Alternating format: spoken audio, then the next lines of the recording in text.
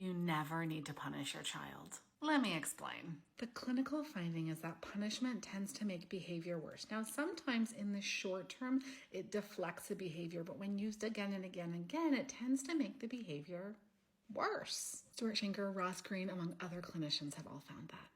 Why? Number one, it doesn't teach children what to do. Number two, it doesn't reward the desired behavior. And number three, it produces numerous negative side effects on both the child and the parent that tend to bleed into other interactions. So what happens is we get stuck in what I call the punishment loop. Okay, so here's my punishment loop. Let's say the kid misbehaves. They do whatever it is that's bad. And then the parent reminds excessively or punishes. Kids experience excessive reminders as punishment. And sometimes a kid stops. And unfortunately, that stopping is highly reinforcing for the parent.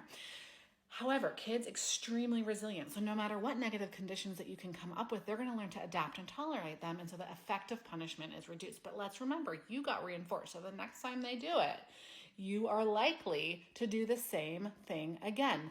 So you may plead, you may give punishment, you may do threats, but you're going to have to up the ante, do it bigger than the last time. You have to do it bigger, more, worse, or longer. And sometimes that also makes them stop. Okay, it stops the issue. But over time, remember, they're going to adapt, resist, and so the cycle goes.